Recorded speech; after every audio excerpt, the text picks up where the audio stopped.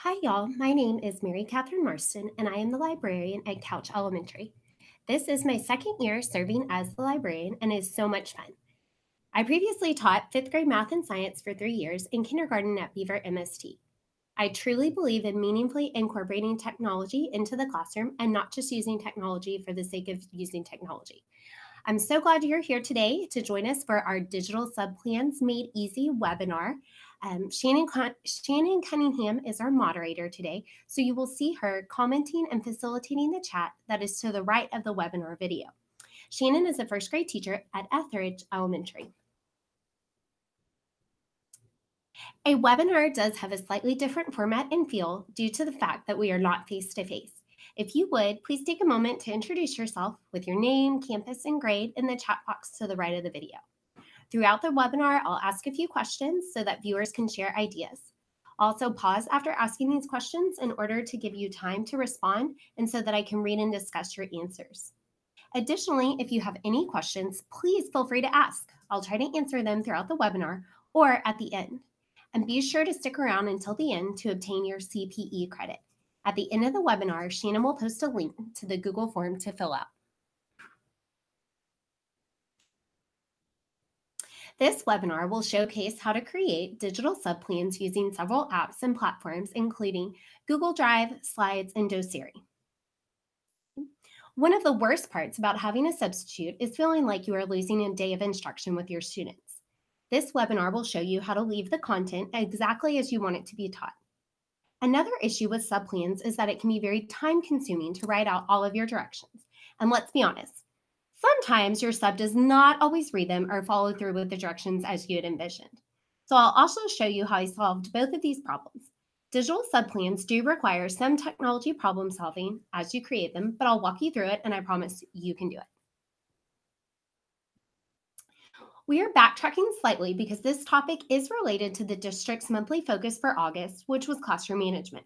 As teachers, we are constantly perfecting our classroom management systems and routines, so this will only help with that. This webinar will also support part of the district's mission by continuing to provide exceptional education even when you are not in the classroom.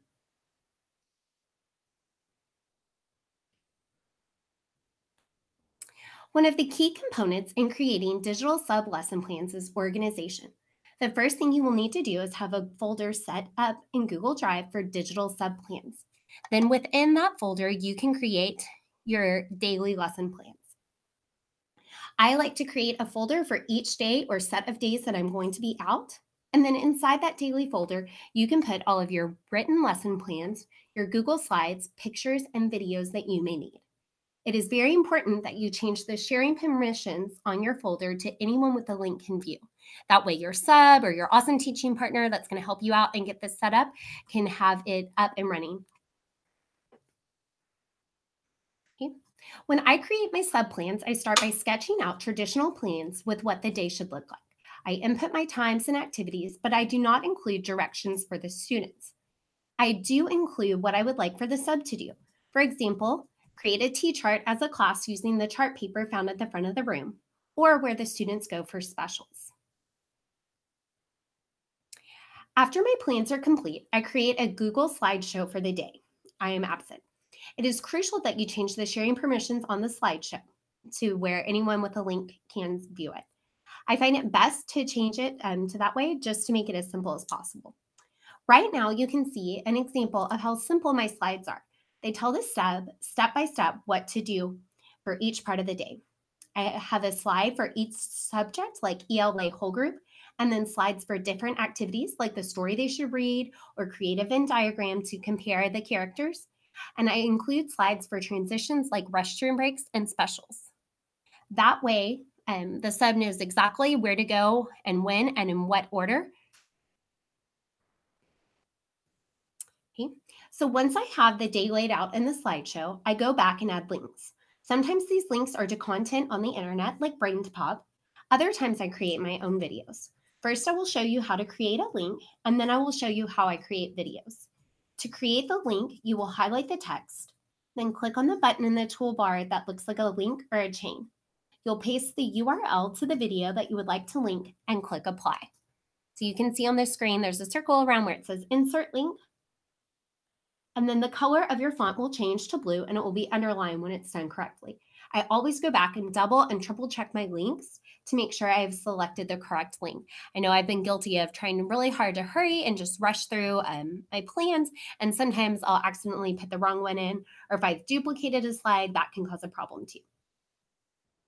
Okay, so next I'm going to show you how I create videos to leave for my students. Now this is where it gets really fun, and I typically create two types of videos, one for directions and one with content. So to create a video for directions, like for stations or expectations, I use either my phone or my teacher iPad. You'll use your Google Drive app and navigate to the subfolder that you created. Then you're going to select the plus sign in the bottom right corner in camera. That way you can record your directions video directly into Google Drive. So it doesn't take up any space on your phone, and it also doesn't take up any space on your iPad.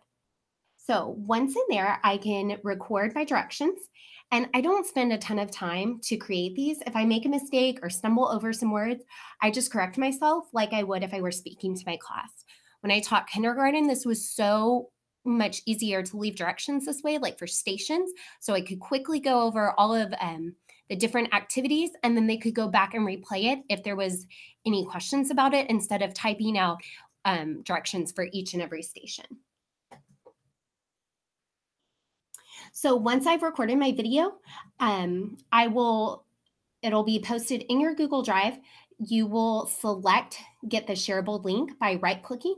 Then you would go back to your slideshow, find the slide you would like to add the video to, and then copy and paste the link in. Okay. So here's an example. On the screen, I right-clicked on a movie that I had created of giving the directions, and then I copied and pasted it into my slide that said Stations 1 video. Okay. So then whenever the sub clicks on your link, your bright and smiling face will pop up, ready to give your kids directions. Okay. So now we are getting to the most important part of this webinar, how to create videos specific to your content so that your students do not miss a day of instruction and it is taught exactly how you want it. Sometimes we have really well-meaning subs for math, for example, that will try to teach a concept the way that they learned it in school, which, as we all know, our TEKS have changed, and just kind of the way that we look at math has changed as well. So this way, it'll be taught exactly like you want it. Okay. So before you begin your content videos, you will need any resources that you would use in the classroom to teach, and the app Doceri loaded onto your iPad.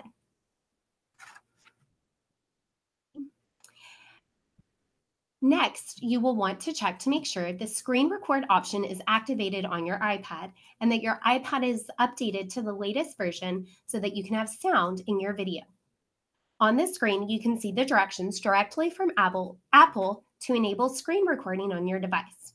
You would go to Settings, your Control Center, Customize Controls, and then tap the green plus sign next to Screen Recording. Now, whenever you swipe up to access your controls or double click on the circle button on your iPad, like you would to get to your calculator and flashlight, you'll have the option to screen record. For this example, I'm going to use a 5th grade math lesson. Before I started my video, I would have selected the math problem that I am going to solve, and I have it in my camera roll on my iPad. So you could take a picture of the word problem or a screenshot if it's a digital resource, but as long as you have it saved to your iPad camera roll, you'll be good to go. So I would open Doceri and select from my iPad alone. If you're wanting to control a desktop computer, that's when you go through the computer. But today, I'm just wanting to kind of use Doceri as a whiteboard and just use some of the different features there. So you will start a new project by selecting the plus sign in the bottom left corner. So now you can teach your lesson using all of the features of the Doceri app and whiteboard. You can change the different pens and markers. You can use shapes and things like that. You can change the background by selecting the 2 squares next to the add image feature. Personally, I like to teach just with a plain white background. I find that easiest and most clear for my students.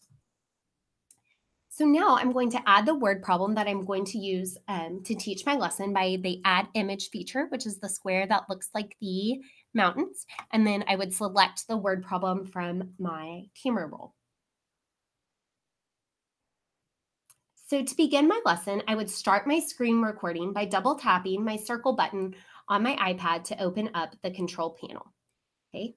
Then I will select the screen record button, which is the circle inside the circle that you activated will be underneath your camera. It will give you a 3-second countdown. And during that time, all you need to do is go back to the Doceri app by clicking on it. Okay. From there, you can write on the screen and model how you would solve the problem for math verbally. And you can use the editing features of Doceri. So when you are finished recording, you double tap the circle button and deselect the screen recording button. And your iPad will automatically save the video to your camera roll. So as you are teaching the lesson, you're going to walk through it and talk through it exactly like you would as if you were at the front of the room teaching your students. Okay. So here are a few tips for creating your content videos. You can give directions in it, and you can read your objectives. For example, after I started my screen recording, I would have started my math lesson by verbally reviewing what we did the day before and possibly asking a question. I would read and explain the day's objectives, and I would ask students to get out their math journals and pencils. Additionally, I would also say, push pause until all students have out their math journal and pencil and are ready to go. You can also ask questions in the video, like where do we place a decimal when we multiply, push pause, and allow students to discuss. Through this process, you can be as specific as you would like and still ask those really good higher order thinking questions instead of relying on a sub to do that. Another way to use your content video is to eliminate the questions and subdirections, and you could post it directly in Google Classroom and build it in as part of your assignment. That way, students could independently watch the video and work through the problems depending on however you did it. So finally, you would need to open up Google Drive, upload your content video to the subfolder you created, and then you would copy and paste the link into your slideshow on the appropriate slide. So there are a few ways to get your slideshow to your sub, because I'm sure some of you are wondering, well, how does the sub get it? If you're on campus that day, you could have it pulled up and open on your computer. I would also leave a link on the desktop then to the video, to the slideshow, just in case the sub accidentally closes out of it. Okay. You could also have your teaching partner or a teacher next door pull up the slides. And then finally, if you have a really good relationship with a sub, maybe it's somebody that you use frequently, you could email them ahead of time. And so then they could have them all pulled up and ready to go whenever they walk in the morning. I was able to do that with a sub that I used a lot, and it just worked really well for us. Okay, so what are some ways that you see digital sub plans being useful?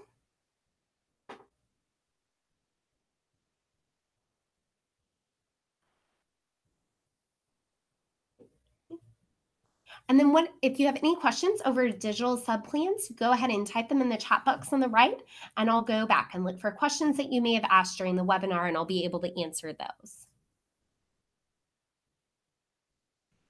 Thank you so much for joining us today and learning to create digital sub plans. If you have any questions over this process, if you run into any issues when you try to create them or have any other techie questions, please send me a tweet or an email, and my contact info is on the screen now.